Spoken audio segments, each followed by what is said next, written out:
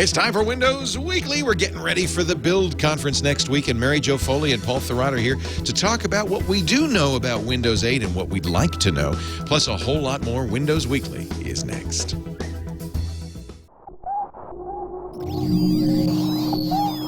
Netcasts you love.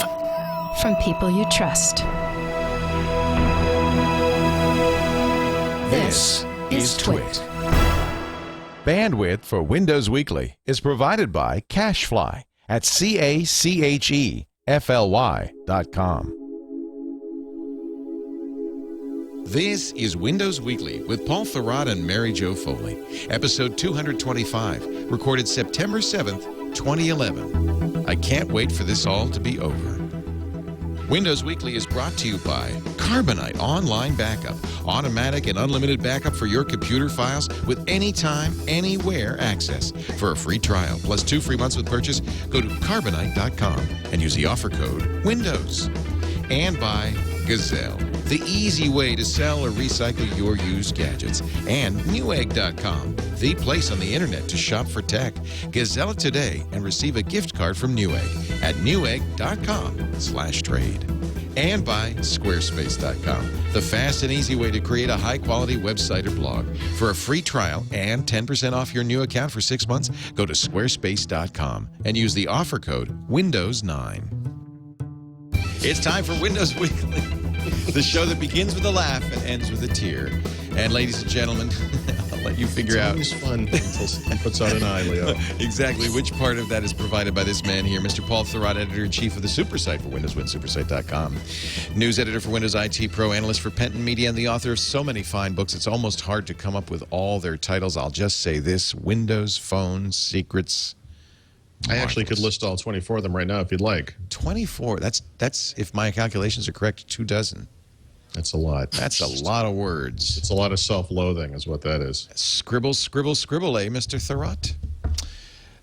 Well, good. It's good to have you. We're going to be at Build next week. We'll talk about that in a little bit. But first, let me introduce your co-host, Mary Jo Foley. She does the great ZDNet blogs. In fact, if you go to allaboutmicrosoft.com, that's what her blogs are all about.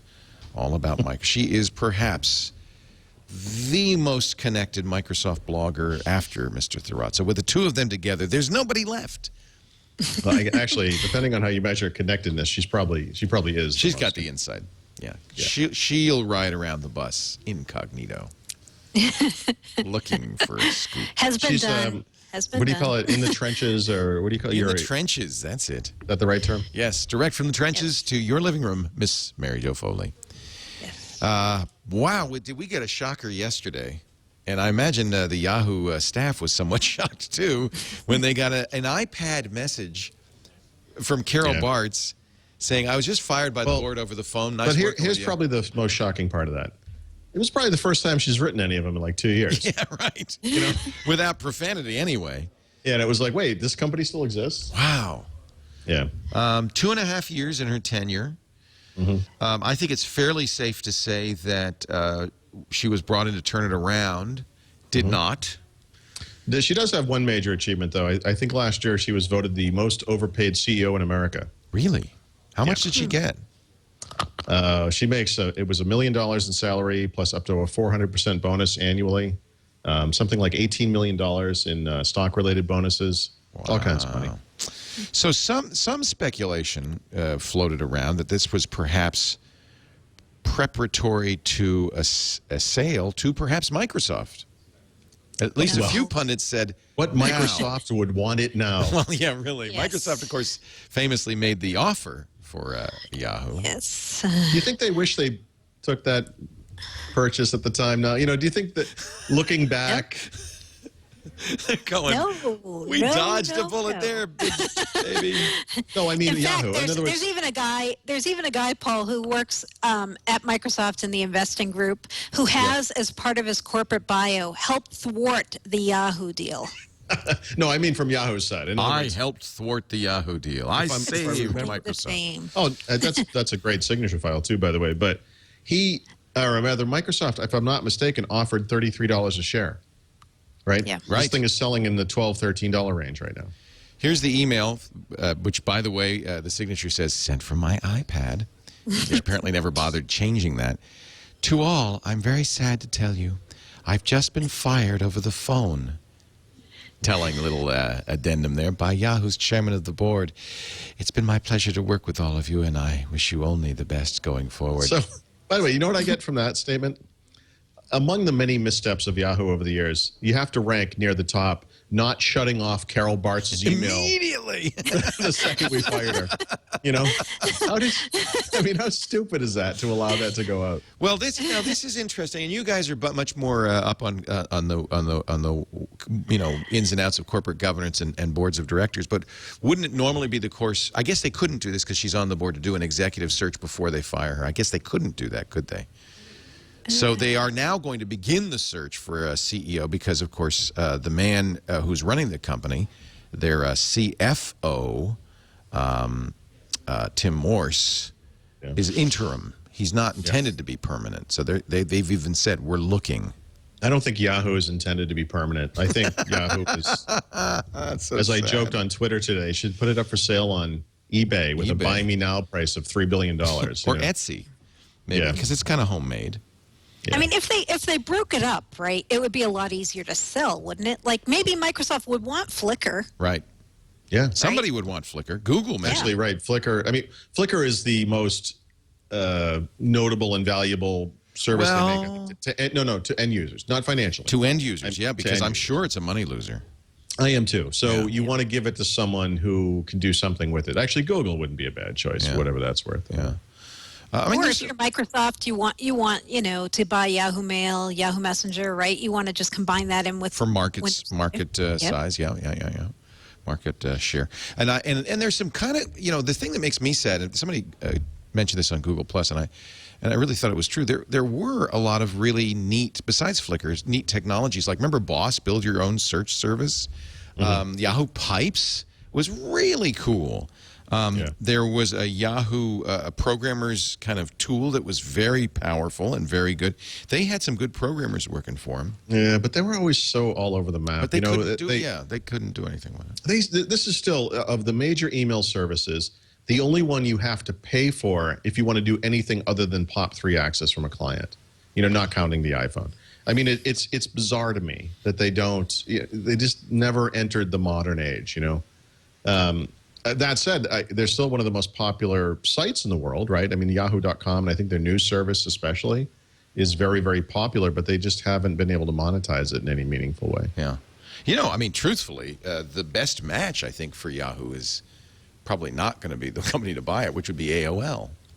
Yeah. Because AOL's into content. Yahoo's biggest assets, really, frankly, are its content sites. I actually, I don't know if this made it into my news story. I'll have to go look. But I suggested that Yahoo and AOL could combine to form Utility, Inc. Yeah. With just that much style, verve, and charisma. Welcome to Utility, Inc. Though, if you're Microsoft and you're watching this whole thrashing about here, the one thing you've got to be worried about is your 10-year search deal with Yahoo, right? Yeah, but that's right. They use Bing, don't they? Right. So say Google bought Yahoo or even AOL buys Yahoo. What happens to Microsoft's 10-year search partnership? Well, and by the way, there was some indication that Microsoft's taking over of Yahoo search did not generate the types of ad revenues they were expecting. And that was actually part of the reason they got rid of Bartz. That was supposed to be a big deal for them, and it never really materialized. Yeah, and Microsoft kept taking the hit on that too. Like every earnings call, they'd say, we know all of our tools aren't quite up to speed and we're getting there and we're giving Yahoo extra money because it's not really working the way it was supposed to work. So, yeah, that was a definite worry. I do think ultimately, though, both AOL and Yahoo are just, more, as I put it earlier, roadkill on the information superhighway, right? It's just, these companies have a natural lifespan, which has been long exceeded. And short of bad taxidermy, I don't know there's any other way to preserve any of this stuff. It's gone. Right? Yeah, have you seen that Beverly site? Hills plastic surgeon. Yeah, right. Sure. So, I think this is sad. And I don't know, where does Jerry Yang sit in all this? Is he still... you mean other than as the culpable party for the downfall of Yahoo? I mean, I know it's tough for a co-founder of a company that was super successful like they were to sell to Microsoft and then, have to kind of go through the past couple of years. It's got to be awful to watch your baby be destroyed in that fashion. But ultimately, I think you have to put the blame on him and the and the board too. I mean, these guys were able to fire their CEO, but let's face it, They haven't been she able to wasn't do the only much else. decision maker at the company. They're all responsible. Good point. It's a struggle, though. I mean, I think if you or I were sitting in that chair, it'd be a non-obvious job to take all of these disparate assets. But Yahoo and Google had sort of interesting parallel paths. I mean, both of them released all kinds of different products and services over a short span of time. Google coincidentally this week just got rid of some of their more pointless services, I suppose you could call them. That's fairly decisive, and it's the type of thing that Yahoo probably did do, but you just don't hear a lot about it. And I think that's the problem with Yahoo, is that they just weren't in the news. They were never able to kind of capture that excitement as these newer companies like Google and Facebook and Groupon and all that stuff, Foursquare and so forth. These companies, for some reason, are very exciting and new, and Yahoo, which could have done any and all of that stuff, just kind of sat there and didn't do anything. Plus, what were they, right? I mean, they kept saying we're a media company. That was their latest thing. But if you had to say in 5 words or less, what is Yahoo? What are they? Yep. Right. Dead. That's the problem. Oh, sorry.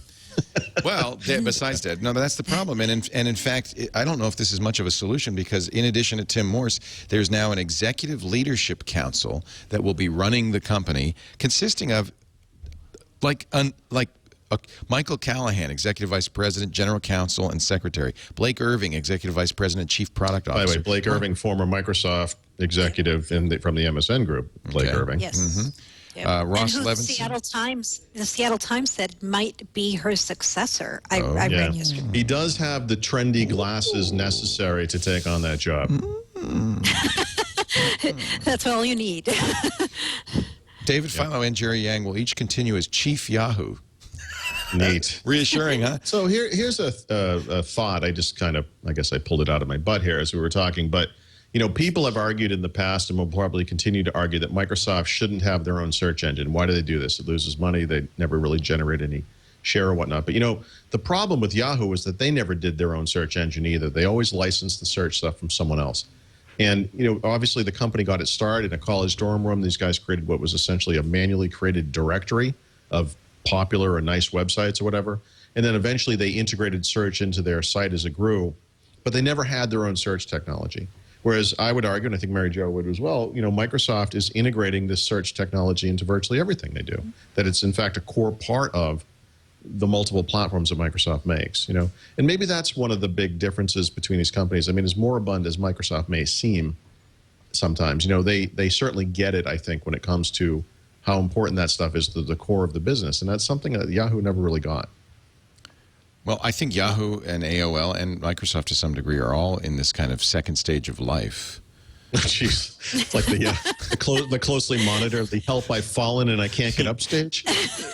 Like we need to put like a bracelet around its ankle just in case it depends. So, I just think that it's hard to have a second act as a tech company. It's yet to be proven that as a tech startup can have a second act. So let's see. The exceptions are far less common than the rule. Right. We're going to take a break. We are talking about Microsoft Indeed. In fact, the next segment we'll talk about the Build Conference. Next week we'll be live from the Build Conference. Paul and Mary Jo will be there, and that's where all will be revealed, or at least something will be revealed of Windows 8. We'll talk about that in just a moment. Before we do, though, let's talk backup with Carbonite, Carbonite.com. It's, my good friend Peter Krogh, who is a really talented photographer, but like many photographers, also spends some time thinking about backup. Well, you're a photographer. You're taking wedding pictures, pictures that can never be duplicated. Backup's very, very important. And he wrote a book called the Digital Asset Management Book, the DAM book, all about not losing your photos, how to store them, how to track them. And one of the things he talks about in there, and I think it's so good, and it's worth mentioning, is something called 3-2-1 backup. 3 copies of everything. That could be an original and 2 backups, but 3, not 2, not 1, 3 copies of everything. 2 of them on different media, so hard drive and DVD or something like that. But really, one of those media should be off-site. That's the one. 3 copies, 2 different media, 1 off-site. And why off-site? Because if your backups are all sitting next to your computer and there's a fire or a flood or a hurricane or an earthquake, as we have out here, it's all gone. Or somebody steals it, it's all gone. So those backups offsite are so important. That's where Carbonite really is great. I'm not saying it's the only part of your backup strategy, but it is the most easy part, because right now if you go to carbonite.com and use our offer code Windows, you can get 2 weeks absolutely free, no credit card or anything needed. And then if you decide to sign up, it's less than $5 a month for unlimited backup, everything on your internal drive. So this is a great solution for a laptop that's, always at risk of getting stolen or getting damaged. Great for students. Great for anybody who has data they just don't want to use. Carbonite has restored now 7 billion files on Windows and Mac, and that's 7 billion files that would have been lost forever. And thanks to Carbonite or not, it's automatic, uses SSL, so it's secure. Whenever you're online, it backs up without slowing you down. So it's just always getting it out there. And you're never, you don't have to say, oh, well, I'm going to lose a day because I didn't back up today. No, it's always backing up. I just love it. We use it everywhere. Carbonite Online Backup. Try it free for 2 weeks. Use the offer code Windows. And if you decide to buy the service after the trial, you'll get 2 bonus months free with the offer code Windows. 14 months for the price of 12. You got to back it up to get it back, so do it right. With Carbonite. Do you think, actually, this is an interesting question. Do you think Windows 8 will have a Carbonite-style automatic SkyDrive backup for Windows? So, no. Why not? That would be. I do. So my friends at Carbonite hope they don't, but I think it's just. Yeah, I don't. I just think that's too much storage. Literally on the day of the Windows 7 launch, I asked Steven Sinofsky about the SkyDrive integration stuff. Why wasn't it there? Yeah. And he said that Microsoft was not interested in getting into the online storage business, and it wouldn't make sense for them. They have too many customers. Too many people would take advantage of it once and never use it again, but Microsoft would still have to back it up and replicate it and do all that stuff. Yeah, that's a good point. Now, that said, there are some indications that there's going to be some kind of SkyDrive integration in Windows 8, but I just don't see it happening with the backup, because that is something people would use it automatically, would sit there sucking up bandwidth and space, and then it would be that scenario he was talking you're right. about. That would be a bad business to get into. And in fact, Carbonite had a lot of competitors who used to do flat rate, and they said, like Mosey, and said, this does not scale. You can't, it's hard to do. I don't know how Carbonite does it. It's very hard to do it because people do exactly that, don't they? You got to make people pay for it. Otherwise, they'll just back it up and say, "Now I got it backed up. I'll talk to you in 5 years." Terabytes later. So, Joe, I'm sorry, dude. Windows 8 build. Do we even have an agenda for build? Is next week. It is, and we still don't have an agenda. No, we do not. That's brinksmanship. They're playing chicken now. So because we want to do the show now, here's why it's important to us. You're going to be there on Thursday next. Well, here's what I can tell you is Tuesday and Wednesday next week, there will be keynote addresses that address Windows 8 client and server respectively. I don't know which day is which, but that's pretty much how they're going to break it out. Okay. That means that Thursday, which is the day we usually do our podcast, should be fine for doing the podcast and getting some kind of intelligent reaction from people who are there. So even though they haven't said who's speaking when or what, it's going to be pretty much keynotes about the major things. Sinofsky obviously will do one, right? And then sessions. And then sessions, breakouts. Which is I think the big part of the agenda that she's probably wondering about, because of course the session names will provide us with information about what we're going to learn. Right. And this is a conference for developers.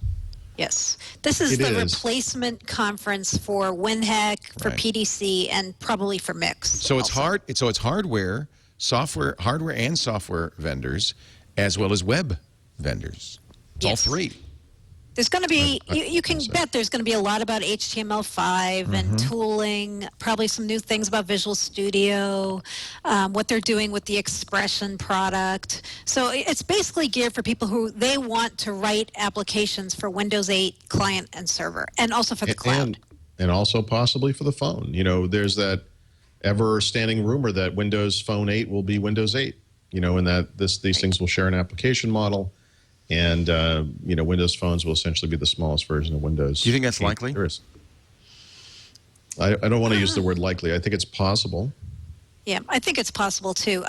I think it depends a lot on the timing of Windows 8 right? And also kind of how far along they are with the core of Windows 8 and how transferable that is to the phone. Because right now the phone is based on Windows Embedded, not on Windows. Right.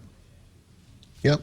The other thing, I sort of slyly let this slip in, but back in July, I found out that the build we would be getting of Windows 8 at the show was going to be a developer preview, not a beta.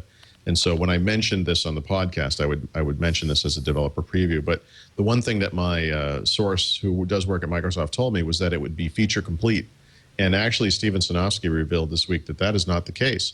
The version, it is in fact a developer preview, like I said, but it will not be feature complete. There are some features that will not be included in that version that they'll come in a later beta. This suggests, but does not prove, that maybe the original timeline for this product is not quite set in stone. That maybe they'll need some more time. I guess we'll have to see. Yeah, so we know a little bit. They're trickling out bits and pieces about Windows 8 on the Building Windows 8 blog, where we can read the different novels from Steven Sinofsky as they're published. And, right now we know a few things. We know, as of today, in fact, we know that the Hyper-V hypervisor is actually going to be built into Windows 8. We kind of knew that already, right? But today they publicly acknowledge that.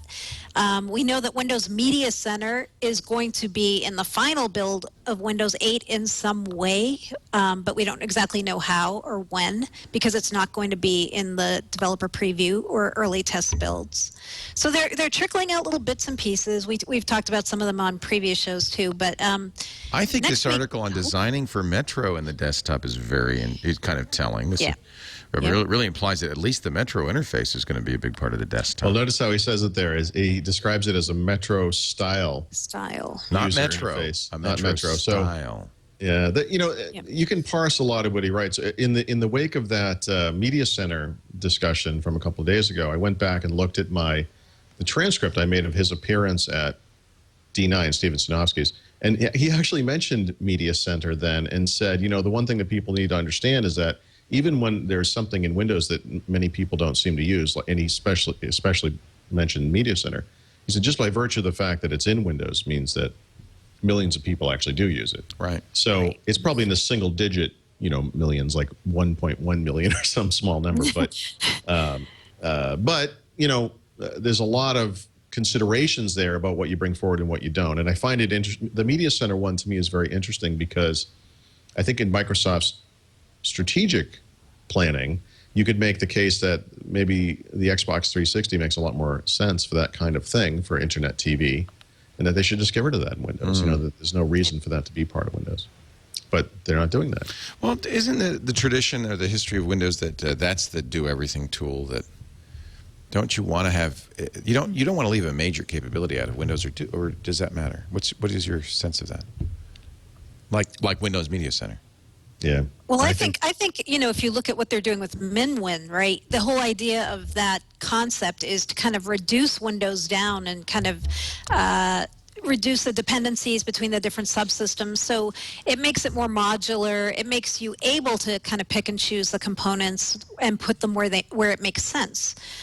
So I don't know about the Media Center piece. I guess you could say maybe it belongs in a certain kind of SKU or SKUs, but not something that should be in every SKU of Windows. I think that number 6% is fascinating. By the way, 6% is not the number, right? 6% is the number of people who launched it once. Most of them just for a couple of seconds. This? Yeah, what is this? You click on it, you're like, yes, it's a stupid blue thing, and then you get rid of it, and then the actual number of people who use it is a tiny percentage of that. So they know that from their instrumentation. They can actually tell. Yeah. Yes. That's the T word. Now you have to give your permission for that, right? People have asked. Right. They're not tracking every mouse click that we make, as far as I can tell you, Leo. But but if you opt into their telemetry data, when does that question happen? Is that right when you install it? It's by putting in a username, I guess you just okay it. No, I don't know. I dimly remember there's a box that would you like to help Microsoft? It's kind of a customer feedback kind of thing. Microsoft customer experience. Customer experience, yeah. Yeah, but even Media Center, going back to this point, we don't know how this is going to be part of Windows 8. Like we're saying, okay, they're going to add it into the operating system, but do we even know that much? Or could it actually be something like an app? You know, I think Ed Bott at ZDNet was saying, what if it's an app in the App Store? Right. That would be great. You know, that would be fine. In fact, that's the kind of place where it belongs, because it could then be supported by enthusiast developers outside of the Windows group who are never going to touch this thing anyway, and would be enjoyed by the enthusiast users that it does have. And believe me, the people who do use this thing, they love it. And anytime I appear to criticize it by saying no one uses it, I hear from literally every single one of them. So, I mean, I know that they love this thing. And of course they do. It's fantastic. That's never been the point of my criticism. It's just that it just isn't used by any, you know, wide range of users. You know, there was a guy on Twitter who had said something like, oh, yeah, it's not used by anybody, but it's probably used by more than every Mac user. And it's like, that's not true. You know, there are 50 million Mac users. There's probably 1 million Media Center users. It's not even close. It really, in the scheme of things, is not widely used. But I think you're exactly right that that's the kind of thing that'd be great in an app store or a plug-in add-on that people who really care about it could just. They should get rid of Essentials and make that stuff all available separately in the App Store. Look, we're running Windows Media Center. Which computer is that? Well, that's just for Media Center. So if you are in Windows, are you using Windows 7 there? That looks like 7. Yes. Yeah. So just hit the start button and then type in customer EXP. Get rid of this. Get rid of that interface. Just close that. No, go show mine, Alex. Show mine. Change customer experience improvement program settings. Now click on that. Okay. Yes. Now if that's set to yes, that means your telemetry data is being sent to Microsoft. Because, well, actually, it was yes, because there's no, it's grayed out unless I change it. So I was, because I'm a nice guy, and when they say, do you want to participate? I say yes. I do. It's the best way to experience TV. You'll get a notification through Action Center occasionally where it will want to upload stuff to Microsoft. You'll be prompted for that as well. They don't just data silently, you know, watch what you're doing. It's not Big Brother time. Alex, what computer was that you were showing there? It's one of the Skype machines. Do we have it? Did you just run through the setup, or was it actually set up? I ran through it, I think, last week. Oh, okay. Because I'm setting mine up now. Picture library, extras, live TV. I spent a considerable amount of time the other night setting up live TV on Media Center using an over-the-air USB-based, ATSC capture or whatever. God, it's painful. Yeah. It's just terrible. There's just too many ways to do it at this point. It's like click, click, click, click, wait, click. And it has click, to scan for channels and all that. It's just, it's the most ponderous, awful thing. Well, we'll just let that cook for a while. and move right along. Over here we have another computer where we've already installed it. here's what it looks like after you're done. The big event at the Build conference in beautiful Anaheim, California, will be the Build Blogger Bash Wednesday night. And you guys are oversold, so I shouldn't even be mentioning it. It should be secret at this point. Well, yes. Okay. If somebody shows up, can they still get in? They can get in line. Get behind the velvet rope. Yes. If you want to come to that, come early is our motto. Come early, come often. Yes. This is Ed Bott. You, Raphael will be there, Rivera, the Loudermilks, who do the Windows Phone Developer podcast. It's gonna be great. What a great event! Yep. And we were thinking of doing the show from there, but I think it's just gonna be too noisy. And of course, Ryan. I don't know what the bandwidth is going to be like either, and I just think it's going to be a little too. And they're going to be doing their show there, so you just watch the Loudermilks. Plus, you know, there's going to be people that don't get in, which is too bad. And I think the people there, Mary Jo and I and others, are going to want to make some effort to accommodate them in some way. I think we're just going to be busy. I think it's going to be tough. That's fine. We'll do the show the next day when you'll have you'll be really hungover. Yeah.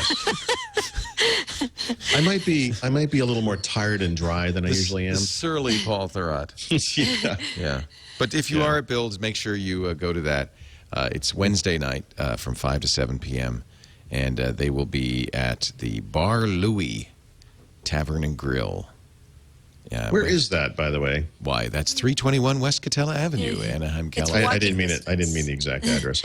Walking distance it- from the convention center. It is, in fact. You can see Yes. here on this Bing map that's conveniently embedded into the Build Blogger Bash webpage. I got you. Oh, right next to Disneyland. Fantastic. Right next to Disney California Adventure. So there'll If be you a wear lot mouse of ears, you get in. I was going to say there'll be a lot of sweaty guys I was with just Mickey there, Mouse like, 2 heads weeks under ago. their arm going, God, I hate kids. Yeah. Yeah. That's going to be fun. I think I'm looking forward to our show. So next week, if you can't make it to Build, next week we will have Mary Jo and Paul live from the Build conference on our regular time. We're shooting this a little early this week so that you guys can get out of Dodge. Where are you going, Paul? Are you going somewhere besides Build this tomorrow? Like Maybe. maybe. So you are Well, I'm flying to Seattle first. I have just a world traveler. meetings. Impressive, very impressive. Is there I suppose that Mango will be a big part of Build as well, right? Well, that's a good Actually, question. that's a question. No. We don't know. Nope. We don't know. Could just be Windows 8. I assume if phone's going to be part of Build, it won't be Mango. It will be Apollo or whatever. Oh, I think next one. I would assume it's going to be the next Windows Wow. phone. Really? Do you really? If it's part of Build, yeah. Wow. I bet they won't even say the word Apollo. What about Tango, Paul? Tango. Not Mango, but Tango. Tango, then Apollo. Well, but Tango's the interim release. Tango is, if assuming what we know about it is real, is Mango +1 or whatever. Just a minor Right. upgrade. It's over minor. that. Yeah. I just think it'll be early for them to show their hand on Apollo yet. But they are going to have quite a few people from the Azure team there. So Well, lots that's of good cloud stuff. Yay. Yay. Yay. And they'll be able to talk about how that's what iCloud uses on the back end. Yeah, which is Yeah, a they great should talk story, about actually. That's a very good Yeah. story, yeah. They're using Azure. Yeah. Wow. But the Azure team can't say that because of client confidentiality. Oh, So how well, do we I can know say that? it. How do we know? So- Is there like a How do we know? signature that we can see or something like that? Yeah, I think you can watch the traffic or whatever. Oh, interesting. So you remember we talked about this a couple of months ago. Gartner and IDC both said Windows Phone would have some massive market, 20%, I think they Yeah. said by 2015. So it must have happened already. What's it looking like today? I can't remember. Well, here's the funny part. You note that the head of Windows Phone marketing said, "No, that's conservative. We think it'll be more." Yeah. More. Yeah. I don't know. This kind of reminds me of a year ago when Windows Phone 7 was about to come out, and IDC came out with some numbers that they said Microsoft gave them, which Microsoft later said, no, we didn't give them those numbers. What numbers? And There's they no were numbers. so off the chart.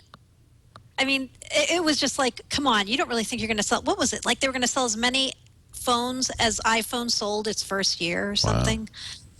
And Yeah. don't know.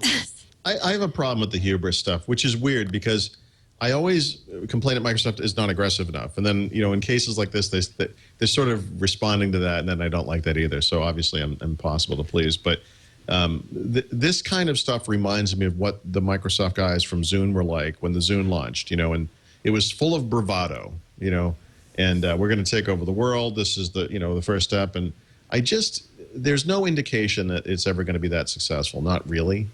And if anything, I think Mary Jo would probably agree to this, that I've been sitting here waiting for IDC and Gartner to come back and revise their numbers downward. I mean, those numbers seem ludicrous to me. Right. So for some guy from Microsoft, and I think it was a guy in Europe, I don't think he was. It was in What? Berlin, yeah. yeah, it was Yeah. Achenberg. Yeah, but not just in Berlin, but like from Yeah. Europe, right? Yeah. So maybe that colors us a little bit too. Well, what's the downside to just saying, hey, we're going to be huge? I mean, is there a negative? Well, yeah, because time goes on, and then people get to match what really happens to what you said. So I think. Oh, by then we'll be talking about something else. Yeah. Well, it's like the Simpsons joke where, Homer has to pay back a bill, and he said, "You said I wouldn't have to pay this until the future." It's not the future. It happens eventually, right? Eventually the future arrives. When will then be now? Soon. Right. You know, you have to Right. be careful about this kind of thing. But So the thing that when I read the story and the guy saying, okay, that's conservative, I'm thinking, okay, either you have absolutely no clue about what's going on in the market, which is frightening, or you know something that we don't. Like, what do you know? Like, do you know that Android lawsuits are about to happen in a major way? that could be. What do you know that's making you say this? Nathan Myhrvold told him. I would Yeah. like to think, I would love to think that it was some kind of insider knowledge. I really don't think that's the case. I mean, it was some event this year. Joe Belfiore came out and said the IDC and Gartner estimates of their sales have validated our strategy, you know, ours being Microsoft's. And I thought to myself, that's crazy. You know, that has not validated your strategy. I mean, it hasn't happened. It's just a prediction. Yeah. And you know, I really, we're both saying this as fans too. We're not saying that, this and as I was just going to right? get, you know, I want to be very careful about this because I'm not criticized. I love Windows Phone. I love it. It deserves to be one of the top smartphone platforms. It should sit alongside iPhone and Android as one of the viable alternatives. Absolutely. It's not there. It just isn't, No. you know, from a sales perspective. I think it's important to keep that in perspective. But yeah, I mean, it deserves it. But, you know, when has the best technology ever won anyway? So, you know, we'll see what happens. Maybe And, it's you know, if it Nokia. does- Is it if it does- Nokia? Do you think he's talking about Nokia? I think he's Nokia's- definitely figuring Nokia in there, but again, like, Aren't they the Yahoo of the phone world? I mean, It's really? starting to look that way. Well, maybe. I mean, maybe if you thought this N9 was like super cool. I do think their phones are fantastic. I And- fully intend to get one. I think that we're, you know, the world Hopefully, can it won't cha- just be me. Yeah, the world can change. They've already got deals with all the carriers, so it's not like they have to, you know, enter the market or anything. If they make a great handset and everybody goes, wow, this is better than an iPhone. I don't even know if better than an iPhone is enough anymore. It's got to be lots better. It's like got to be Yeah.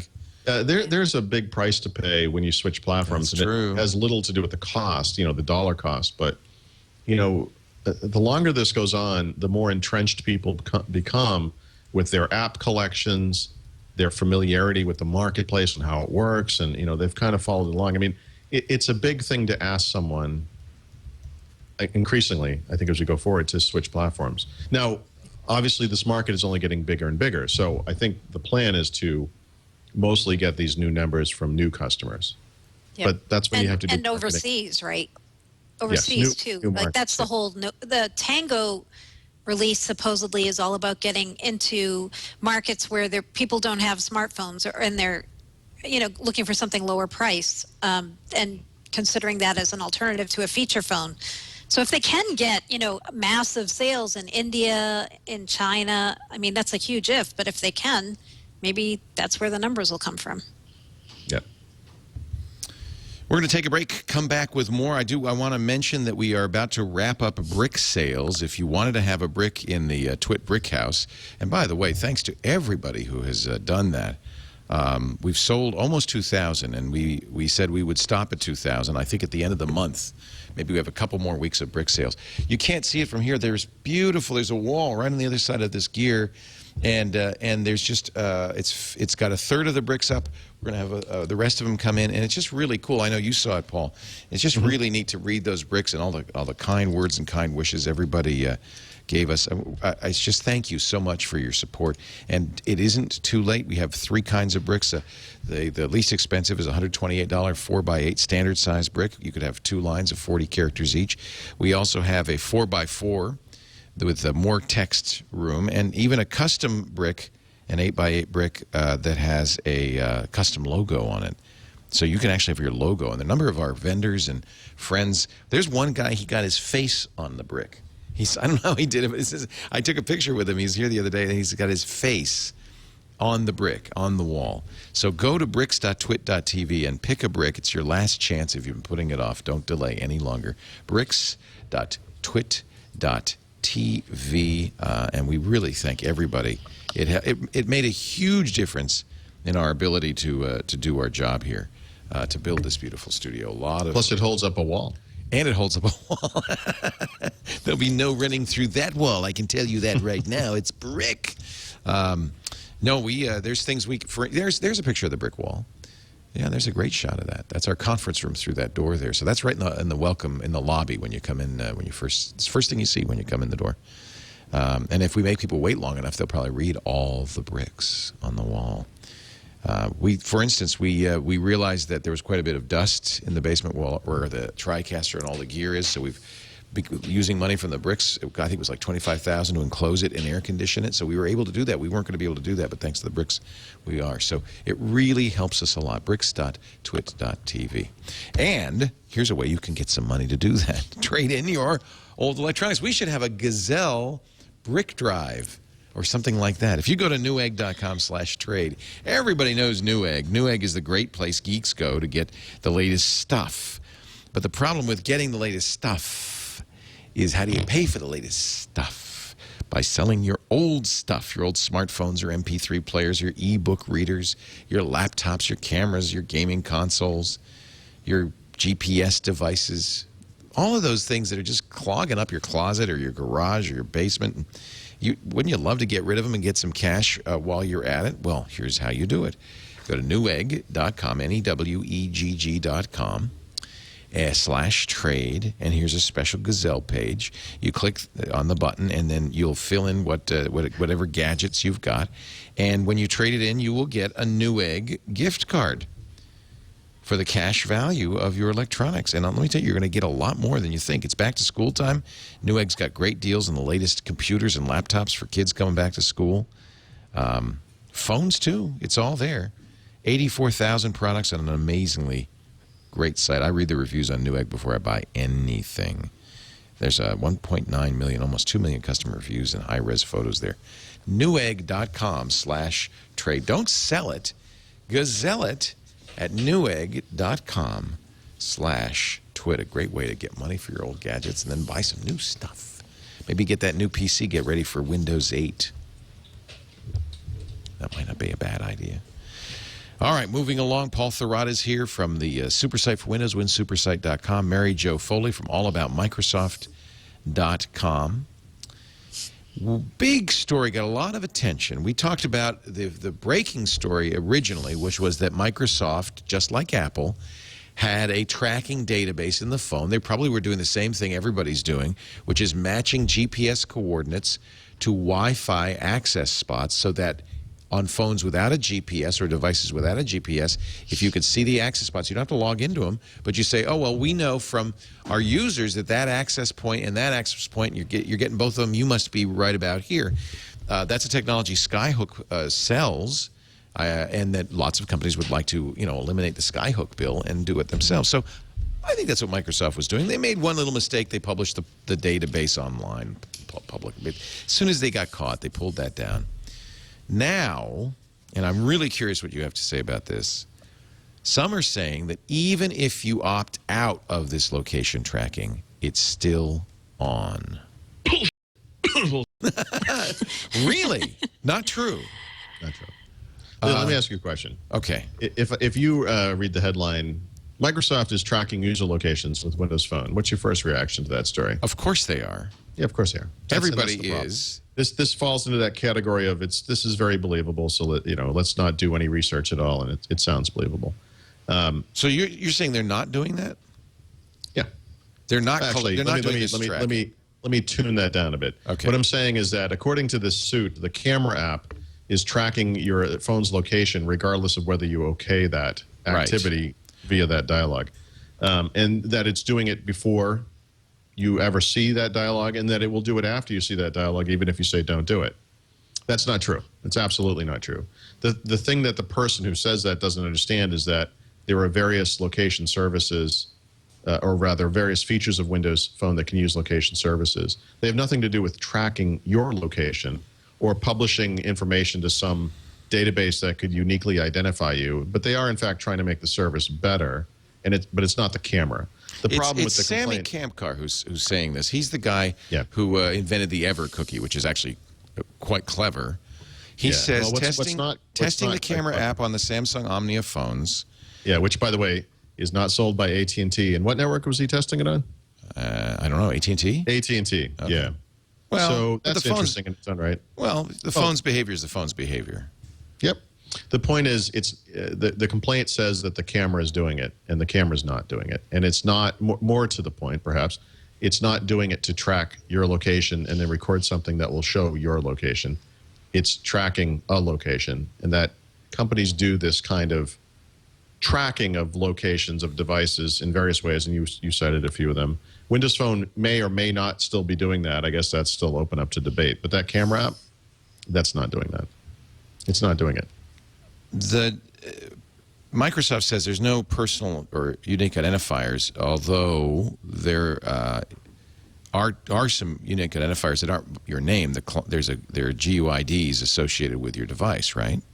Yeah. So the way this was described to me from Rafael Rivera, who actually looked at the information that your phone does and does not send, is that this information is actually obfuscated so that it's not. There's nothing in it that could ever be tied back to the actual device, let alone the person using it. This is very similar to what Apple was doing. It's identical. It might be. See, well, we don't know if they're doing it, you're saying. In his tests, which are not complete, he's never seen anything like what was claimed by these people. So okay. He's going to do deeper tests and prove that one way or the other. But I think the bigger issue I have here is simply that you can make a claim like this, and it sounds believable. It sounds like something they would do. They're evil. And I would say I would have a different reaction. It's the same reaction I had to the Apple thing and to the Google. By the way, going back to the Google Street View brouhaha, which is that these companies are trying to build a Skyhook-style database, and they don't care about personal identifying information. They may accidentally collect it, but that's not what they're interested in. Yeah, the Google thing was a little more insidious because, as you may recall, Google was in fact collecting other information. Well, I think that, I don't know collecting is the right word, that some of this information was still in the database. I don't know if they were. Similarly, I would defend Microsoft here, too. If the client GUI, GUID is in there, that's probably part of the process, but it's not something that they're actively interested in. They don't need that information. What they want to know is what's the Wi-Fi access spot associated with your GPS coordinate. I would, from a technical perspective, I would say if you're familiar with iOS and iOS development, today there are actually APIs for getting the GUID or the unique identifier for a device. Those are being deprecated in iOS 5. Oh, okay. That's how Windows Phone has always worked. Right. So the first version of Windows Phone that came out last year already had this functionality. So iOS will pick it up this fall whenever iOS 5 comes out. But until today, iOS doesn't do that. They actually do they allow you to get, as a developer, any developer could get the unique identifier of any device that's running that OS. The MMEI. That's something Microsoft has never allowed that. So I think this is going to be thrown out. This is a ludicrous claim. Assuming that the judge has the technical expertise to validate or the claim or invalidate the claim, but you never really know. That's for sure. And I have to say, Sammy's a smart guy. So I haven't seen his original research, just the articles about it. So I hope that we find out what happens there. But I would just defend it the same way I defended Google and Apple, which is, of course, they're collecting this data. If you carry around a phone that has built-in location tracking, well, I forget think Microsoft. You know who knows where you are at all times. Your wireless carrier, and they sell that information routinely to law enforcement and other governmental agencies. So I'm not worried about Microsoft. That stuff, you're carrying a location. What is the Bourne? You can tell where I'm going from my compass. Yeah, exactly. That's crazy. In the Bourne identity, when Jason Bourne wants to go somewhere that no one can find him, what's the first thing he does? He takes, picks up the girl who's all scared, and he's going to save her, and she starts to take her cell phone out. What's the first thing he does? He takes the cell phone, he throws it out the window, because he knows they can track you via that. If Jason Bourne knows it, we should. Even worst case scenario, though, whether it's Google, Apple, Microsoft, anytime you hear a story like this, the thing that goes through my mind always is this: it doesn't matter if this is true. Because now that this is out, it's over. Everybody believes it. Like this is... Well, they're not going to do it anymore, you're saying. Happening. Yeah. It's done. Yeah. And Microsoft, you're saying Microsoft did deny this. Yeah. Oh, yeah. Very explicitly. Yeah. Well, see, it's not in their interest to deny it if, in fact, it's provable that they did. So I believe them. Yep. Zune pass restrictions. Mary Jo, I just want to say one thing. Paul Yes. is loading the document here. By, No, this one's I think for her. I put the Zune pass. never mind. Never And mind. it's another one of these stories, just like the phone tracking, that once the original story got out, everyone is only going to remember that It's original gospel. story. Yeah. Right. Yep. So the story that came out this week was Microsoft was changing the terms on Zune Pass and allowing you to only use it on 4 devices instead of 6. And it turns out that that is true only in Europe, not everywhere. And I don't know if Paul's had any luck finding out why this change happened. I can't even get the Zune team to, whoever's left on the Zune team to I've received emails from talk. people who got this, but I have not gotten this myself. I have a Zune Pass. Me neither. Of course, I live in the United I don't have it States. either. And I've seen some people on Twitter who work for Microsoft in Zune say it's only Europe, but no official statement from anybody who seems to be able to answer in an executive capacity. Yeah.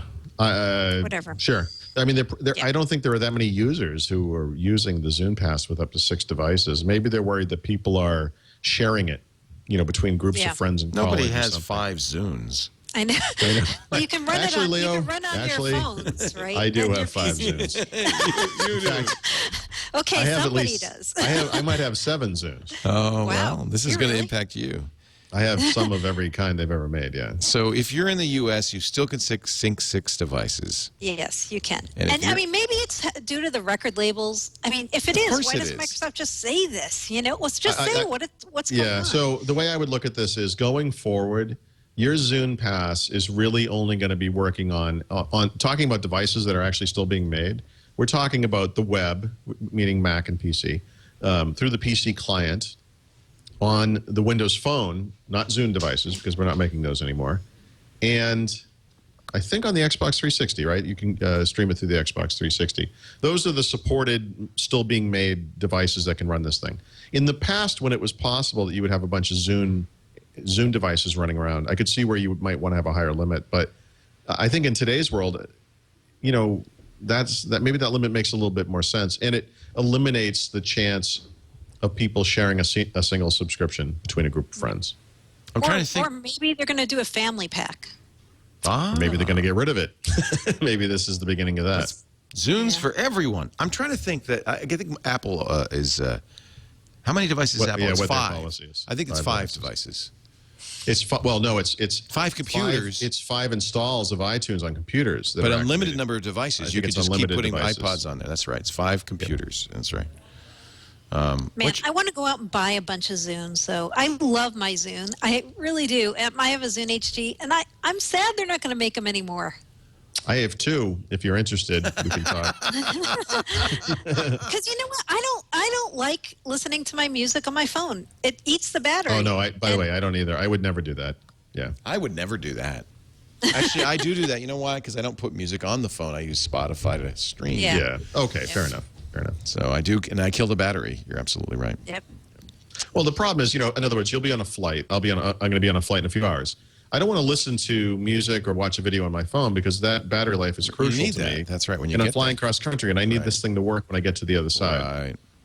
And that's the type of situation where I suppose if you're driving around in a car and using the Spotify service over Bluetooth and with your car stereo, you could have it plugged in, and that would be okay. Yeah.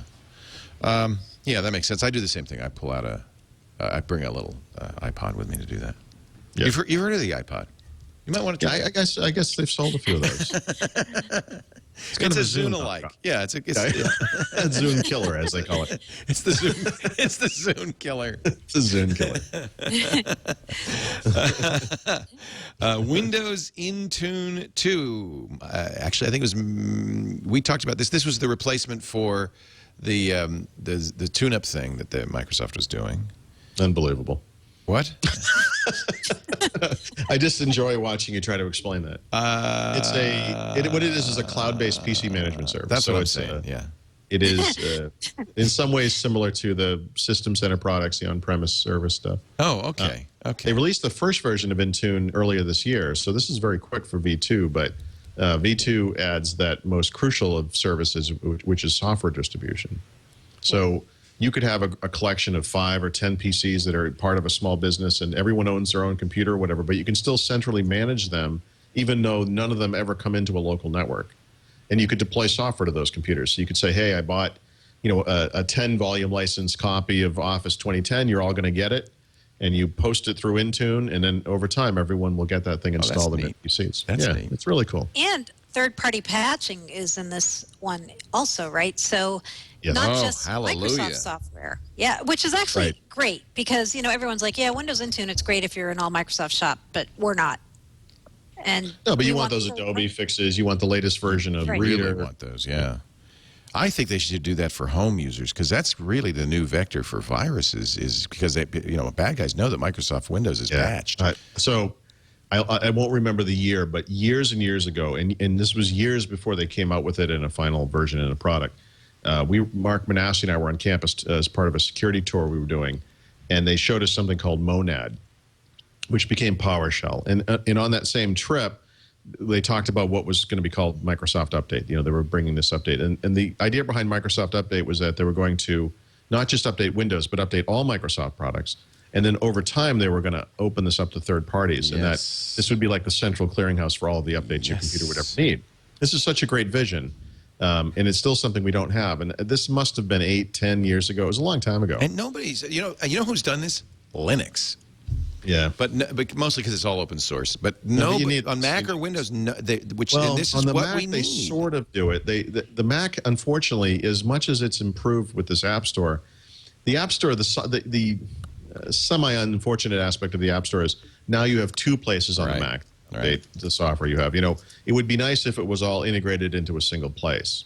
Software update, on the Mac or whatever. But yeah, I suspect it's for the same reason. It has something to do with the fact that it's Microsoft doing the updater for a third party, or it's Apple doing the updater for the third party. For some reason, they want to separate these 2 functionalities. Because the truth is, from the end user's point of view, I don't even want to press a button. Just keep the damn thing up to date. Exactly right. Especially in a non-enterprise. There should be an Intune for homes where, as the father of the family or the person who sort of manages all the computers, whoever it might be, that you can say, look, every time Adobe releases an update, make sure this goes out to every single computer. Occasionally you'll buy a third-party, an OEM computer. HP did this with what was it called, Backup or back something, where they'd have some software running that would do this kind of transparently in the background. And we've recommended third-party utilities that do this, right? There are things that will do this, but yeah, it needs to be part of. What's good about this too is it's a cloud service, right? So, customers who already have Windows Intune 1, they're automatically just going to get Windows Intune 2, and that's another plus. Right. Big miss for Google here. The real thing that these search engines are trying to do is incorporate social signals, and Bing and Twitter, that's Bing and Facebook, Bing and Twitter, that's the role model, and Google's not been able to do either. They had to actually create, I think that's why they created Google Plus, their own social network, because they needed some sort of social signals. Well, it looks like Bing and Twitter have renewed their vows. Yeah, we just don't know what the vows really are, unfortunately. Or whether they're related. Exactly. Or whether it says forsaking all others somewhere in there. Right. Yeah. I mean, because it was funny how this news broke. It was the Microsoft Twitter account at Bing started tweeting to at Twitter, hey, I'm so glad we're still together. Yeah, me too. I then love somebody you. said, get a room. I love you so much. That stupid Google, I don't like him at all. Exactly. And so, as it was All Things D who originally reported this a couple months back, where they said, Google was negotiating with Twitter to incorporate real-time search results in Google's engine. And the asking price supposedly for this was $30 million. Pennies, cheap. Yeah. They should have done it. They didn't do it. And, to your point, Leo, I think you're right. Google said, why do we need this? We have Google Plus. Google does not like to pay. $30 million for a year for that kind of social signal in your search. Google had it. They had that real-time search, and I guess they've turned off the Twitter side of that. It wasn't that useful, but I don't think that's really they don't think they implemented it well. How does Bing? It must have been a horrific amount of data though going through there every It every is. That's second. why they call it the fire hose. Yep. It's thousands and thousands of tweets a second. Trying to find anything useful in there is like trying to find anything useful in Twitter. It's Data mining. It's data mining, and I think that's what we're going to see down the road is better and better ways of mining this data, this tons of data, to give you a signal so that when Paul Thurrott does a search for something, a restaurant in Seattle, it somehow massages those searches based on who you know and what they think about that restaurant. Wouldn't that be that's what you're going for, right? Yep. That's what Bing's going for, definitely. They've made that pretty clear. And the part of this agreement that I'm really curious about is what else did they sign an agreement for besides real-time search? That's what we don't know. So if I search for Seattle pizzerias on Bing, this is what I expect. Google does this too, the listings. But how do I have to turn it on just to have it get my Facebook? Yeah, you stuff might have in to here? Maybe you have to log in, right? No, I'm logged in. I'm logged in. You are logged in. Yeah, and it even has my little Facebook icon. Oh yeah. So look maybe at it just didn't. Maybe it just didn't. It didn't do it for this one. Why you'll like it? Try social search now. Now, here's what my friends like. God, your friends like a lot of porn, Leo. What My is this? friends like the First Amendment of the Constitution of the United States of America. Oh boy. Wow. Elite. A little light reading for the plane ride.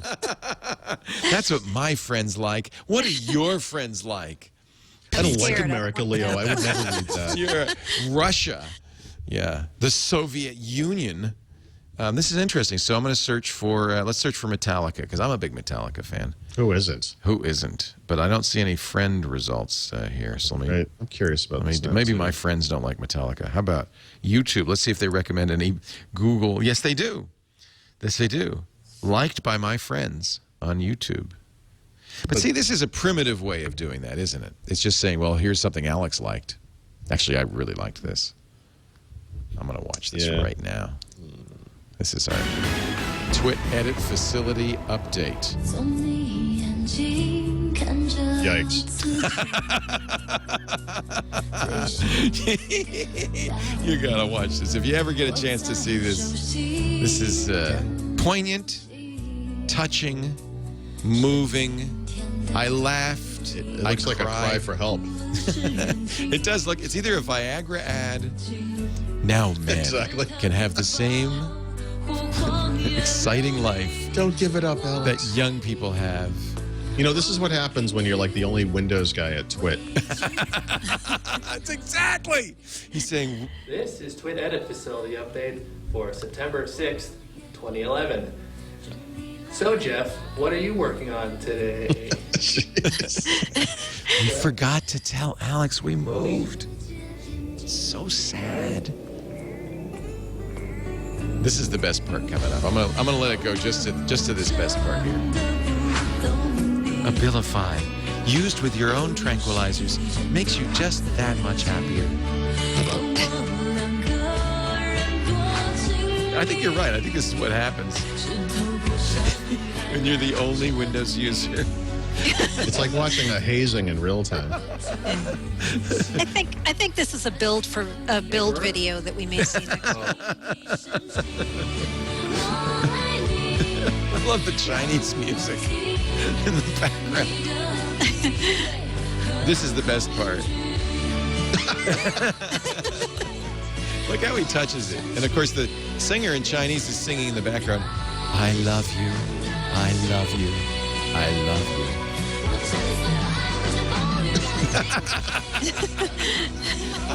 Oh, man. Mom? Mommy? Well, I'll leave you to watch the rest of this exciting, thrilling edition of the Twit awesome. Edit Facility Update. There's Alex right there, waving at us. And why did that come up? Oh, my friends recommended it. That's why. All right, we're gonna. So, anything more to say about the Twitter deal? Bing's got it. There you go. That's it. Yep. We're gonna take a break when That's we come why back. you're the best color man in the business, Leo. Bing's got it. Why me? We're going to come back in just a second with our picks of the week. And if we have time, we might have a little bit of time. You need to go pretty soon, though, Paul, don't you? So we won't have time. Yeah, We'll 5 or 10 minutes. Yeah, we'll do those picks, and then we shall move right along. Paul's got to go to Seattle, where he's going to look for a bridge to jump off. But meanwhile, my friends, let's talk a little bit about Squarespace, the secret behind exceptional websites. I'm a Squarespace user. Almost everybody I know is. I wish we'd get Paul Thurrott to move his content management system to Squarespace. He'd be so much happier. Squarespace.com. Here's what you do. You go to squarespace.com. There's a big green button there. You click that. You do not need a Windows 9? Are we getting a little ahead of ourselves here? Does it say Windows 9, really? Here's what you do. You enter the site URL, windows9.squarespace.com. A password, Balmer is So, I'm sorry to God. interrupt. I just got word that my flight has been delayed 46 minutes, which of course means You it's got been plenty of delayed time. 3.5 hours. So, You've anyway, got please plenty of continue. time. All right, well, we won't rush. I've created a windows9.squarespace.com site, and now we can get right in there and we can start doing Windows 9 stuff. What's cool about this is you have full access to all of the Squarespace tools free for the next 15 days. So you get to use their amazing designer tools to create a page that's unique and wonderful. Customize it completely. We've got great templates. And you see how easy it is? You click and it immediately changes how it looks. So it couldn't be simpler to make a great looking site that's completely unique. That was the little tutorial there, and now we're ready to go. Let's press this design thing. Let's pick a look here. Let's use parapet. Enable that style, visible to the public. Windows 9, a great place for a subtitle. I think that's actually kind of says it all, doesn't it? So we can mess with this some more, but this is the idea. This is how simple it is to use Squarespace. It's hosting plus this great content management tool. And it's so easy to use that you're just going to get in there and start doing your web design, and you're going to be having so much fun. Here's the deal: if it's affordable. It's $12 a month for hosting plus the software. But if you use the offer code, as you see on the screen, Windows 9, that's the offer code. I like that. It's 9 for September, not 4. I'm always thinking about what's next. 10. Windows 9 is Windows right 9. where my head's at That's right the now. offer. That's the offer code.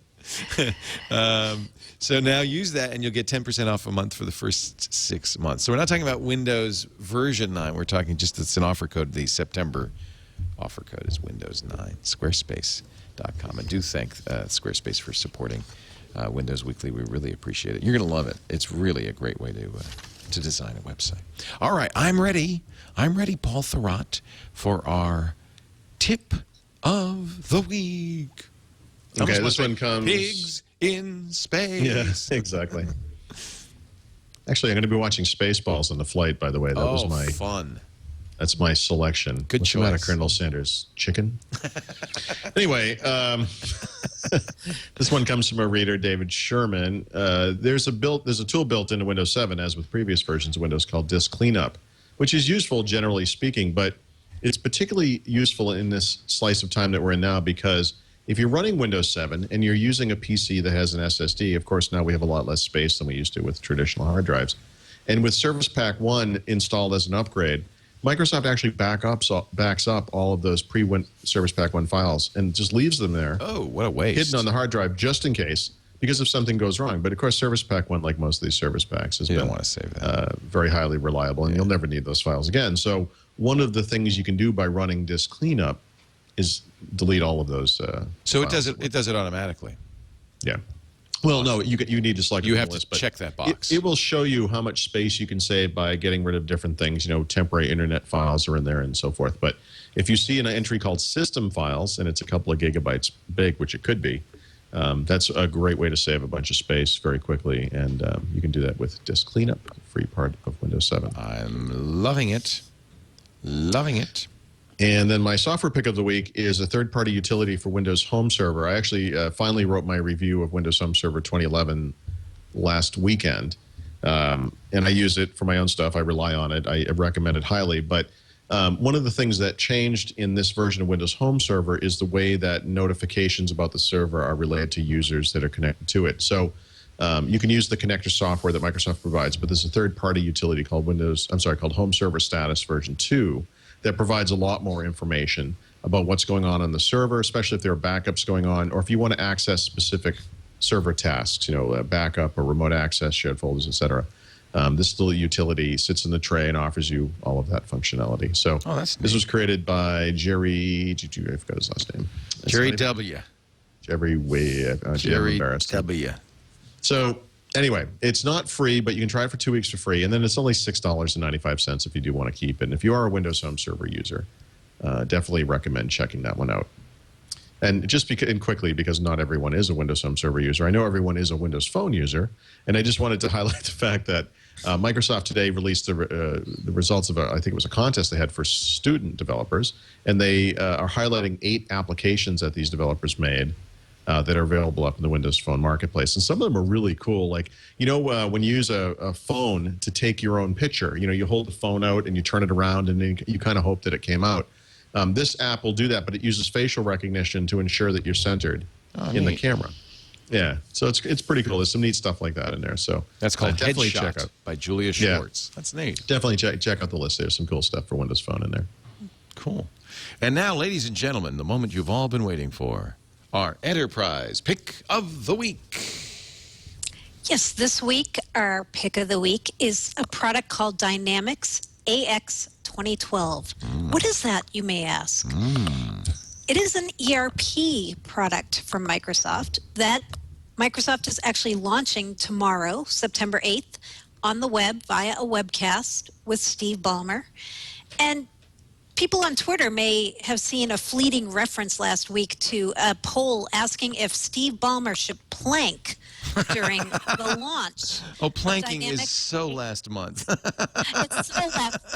So I guess you'll have to tune in to the webcast tomorrow to find out if Steve Ballmer will be planking. I bet he's good at that, though. He looks like a planker. He does. But in the interim, AX 2012 is going to launch tomorrow. And this is one of Microsoft's 4 ERP suites. They have 4 different ones targeted at slightly different markets. And this is their high end of the ERP products. Competes with products from Oracle, Lawson, a lot of other companies who are in this space. So tomorrow is the big launch, AX 2012. I'm planking. There you have it. I'm planking. Planking. Oh my God, this is hard. Okay. Enough planking. I don't know. You said the word You're plank. supposed to be able to hold that for like 60 seconds. Really? That's the key? All right, let's do it. Here, I'll take the microphone with me, then I can plank. Should I just keep talking about Dynamics while you're planking? Dynamics AX 2012. What is it, Mary Jo? Yes. Well, so people... Just tell us all about it. You're doing a nice plank there. Yeah, Very I'm good at this. Nice. He's been doing some yoga in his spare time. It's all the Pilates, it is. That's it. I mean, That's it's it. funny because I do something similar. It looks like I'm sitting in a chair, but there's no chair under me. So I actually just hold this position for the entire 90 minutes of the podcast. Impressive. And for Very those of you impressive. just tuning in, I don't know what the hell happened to this show. And now, ladies and gentlemen, Now, Alex, run over and jump on his back. no, our code name of the week. Yes. So this is going to be. You shouldn't keep planking during this because it takes some explanation for Okay. the code name of the week. So the code name of the week is Monaco.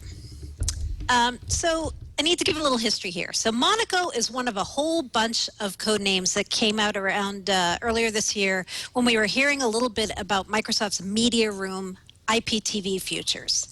There was supposed to be something called Rome that was Media Room for Windows Phone.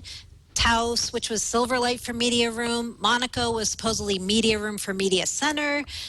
There was Santa Fe. It was a set-top box for Media Room. So it was all about Microsoft's IPTV strategy. It turns out these things are real. A Microsoft employee actually, I don't know if he's still an employee after this week, but he blogged about these code names, and they're not supposed to really talk about code names. Wow. So he talked about Rome, Taos, and I think he also, he did mention Monaco. So it seems as though Monaco and Taos may be one and the same. I'm not totally sure about that, but they have to do with Silverlight on Media Room. And if you know what Microsoft's doing on Media Room, which is very interesting, they're merging Media Room together with Xbox Live. And this is going to give you this Xbox Live TV service that Microsoft's hinted a little bit about recently. So, they're all these pieces are coming together. And I think this holiday season, you're here, especially in the U.S., because in Europe, a lot of people have some of these capabilities already, that people in the U.S., are going to be able to start getting Xbox Live TV service, and there may be the media room connection with this. So You stay know, tuned. I'm for not going to Monaco. say too much about this, but that makes a lot of sense because a certain Microsoft employee who was at our party came up to me and said something like, "We'd like to have you on the Xbox," and I didn't know what he meant. Now As you an know, Leo. avatar. I thought maybe he just wanted me to have my own. Would you like to play a account. game? yeah, Call of Duty. So, boy, that's very. So, when you say platform, it's a platform for broadcasters. Yes, it's a platform for TV, for all kinds of shows. You know, they're trying to make Xbox appeal to more than just professional gamers. They've been at this for a while now. And one way to do that is to make it more of a hub for casual games, but also for TV. Oh boy, I'd sure be interested in that. That would Maybe be this awesome. explains the continuation of Media Center in Windows 8 that they can do the media, the media room Media style room. IPTV interface. They already sort of have IPTV actually in Media Center, but maybe this is a better rendition of that. That would be Yes, quite an state of it. enabling technology. Of course, would we have to be in Silverlight to do that? I guess we would. Well, we're all in Silverlight, Leo. When are you not? No, I mean, You're going to get Silverlight poisoning. It's like when you eat too many. no, I think that all of our streams are either Flash or H.264, but I guess we could wrap it in Silverlight. Well, so as of next week, all will be revealed about Silverlight, right, at Build. So right. maybe we're going to hear a little bit about this platform, codenamed Orapa, Xbox Live TV. Maybe we'll hear the 3 screens and a cloud vision, yet again articulated by Microsoft. Very interesting. Yes. But that would be exciting. That would be really exciting. Now I want to pursue that. I didn't know quite what he's talking about. I better give him a call. Thank you. Drop some code names on them. Drop a little Rome. I'll just say, a little I want to be on Rome, man. What about that Monaco? Tell me about that. That's great. Hey, thank you, Mary Jo Foley. As always, she's just such as himself said, connected Microsoft expert. If you are interested in Microsoft, you've got to read her blog. It's called All About Microsoft at allaboutmicrosoft.com. And it's always great to have you here. And we'll look forward to talking to you from the Build Conference. That's going to be really exciting. We're going to finally learn what's going on in Windows 8, Mary Jo. Yes, we will. And, of course, Paul Thurrott, who's about to get on a plane. I'm sorry, about to go to the airport and wait for a plane. Exactly. He is, but you know what? He'll be blogging from the airport, no doubt. He is, of course, the editor-in-chief of the SuperSite for Windows, winsupersite.com, and the author of Windows Phone Secrets. I have just one thing to say to you. May the Schwartz be with you. I see your Schwartz is as big as mine. Yes. I don't know what to say. I could quote this movie all day long. I think so. Thank you very much, both of you, for being here. We thank you for joining us. Now, we did do this on a unusual day. We switched with Steve Gibson, so security now will be Thursday. Thank you to him again for doing that. But normally we do this 11 a.m. Pacific, 2 p.m. Eastern on Thursdays at twit.tv. And that's certainly the case next week when we'll be broadcasting from Build. Dun, dun, dun. And Don't we need the Jaws theme or something there? Planking. I just need this to be over. Okay, goodbye. Not this podcast. I mean, this. Sorry, I realized what that sounded like. Sorry. I didn't mean it that way. I enjoy what we're doing now. Yes, sure. I mean the conference itself. I need some. And actually, Thursday will be the perfect day because that's the day after all that stuff happens, and that's the day I want. Is a week from tomorrow, yes. Thursday. I just want this all to be over. And Mary just got a great article on her All About Microsoft blog. Let's help name Windows 8. Right. Next week, maybe it'll be too late by then. So go there, read that, and maybe Windows 8 is just a code name. Yep. We talked about this last week Well, on our show. Windows 8, Windows 8 is a code name. The question is whether it will also be the final name. Real name. Yeah. Yes. I hope it is. I really want it to be. It's a good Windows name. 8. It's a simple. I want easy, something that is not aspirational. Right. It needs desperately not to be aspirational. It's just numerical. That's all. Thank you, everybody, for joining us. We'll see you next time on Windows Weekly.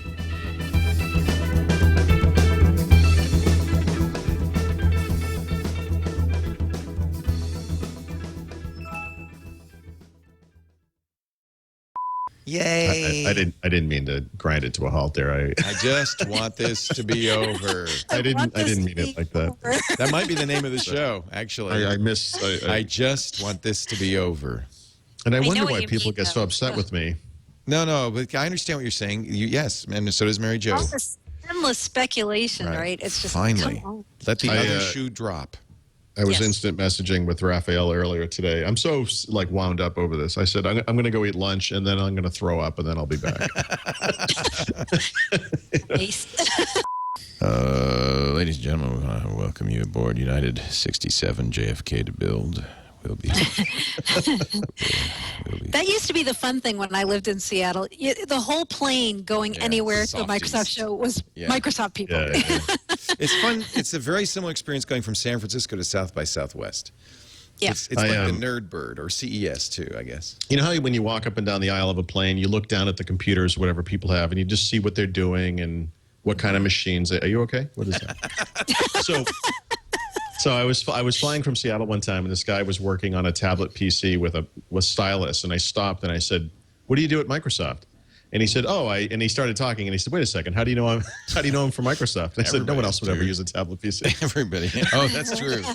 That's a good point. Ooh.